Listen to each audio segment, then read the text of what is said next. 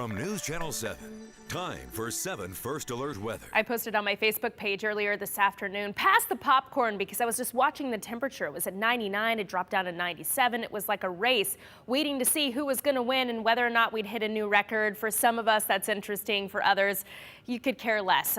So maybe just bear with me for the next 30 seconds as I explain what happened today. 100 degrees in Boise, the high so far today. These numbers could change, of course, before they go down in the record books past about 6 p.m. this evening. But stack that up next to average for this time of year, which in fact went down to 89 degrees today. So we're starting to see those average highs falling back into the 80s as we wrap up meteorological summer and head into meteorological fall, which begins on the 1st of September. The daily record for today, 101 degrees. So it's possible still that we could tie that. I don't know. I'm not so sure about that. But more importantly, the record that was set today, an all-time record for the most triple-digit days in a season for the Boise airport, which of course is where our actual records are kept for Boise. So average highs for Boise, as I mentioned before, went down to 89 today. By the 2nd of September, which is really only a couple of weeks away, it's down into the mid-80s,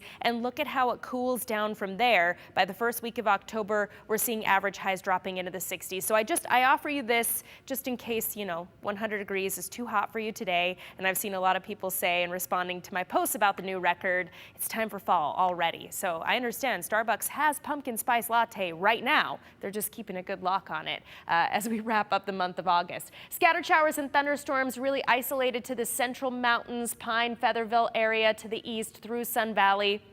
That'll be the case again tomorrow. Most likely areas to see more thunderstorms that develop around the region. Possible also in the west central mountains and near Baker City for tomorrow. That's why we have red flag warnings that are posted in the hot pink shaded areas. And this tan shaded area up through the west central mountains, including Long Valley, is a fire weather watch, just meaning hot and dry conditions and also some breezy wind, which could actually push some of those existing fire lines out. Most likely chance for thunderstorms tomorrow again through Baker City, northeastern Oregon, central and west central mountains of Idaho, and down through eastern Idaho and of course northern Idaho as well. As far as smoke goes, not expecting it to be as locally dense tomorrow, at least outside of Long Valley, but still seeing some patchy smoke and haze at times. That's especially true for our mountain areas closer to the active wildfires. Weather timeline through the overnight hours, not cooling off a whole lot into early tomorrow morning. We'll start with lows right around 70 degrees for Boise. Magic Valley heading into the low and mid 90s tomorrow, mostly sunny skies. Partly cloudy up through the central mountains, about a 30 to a 40% chance of some isolated thunderstorms, 30% chance of isolated thunderstorms through the west central mountains, and down through the lower Treasure Valley and upper Treasure Valley. Not quite as hot as today, maybe shave off a degree or two, but still hot.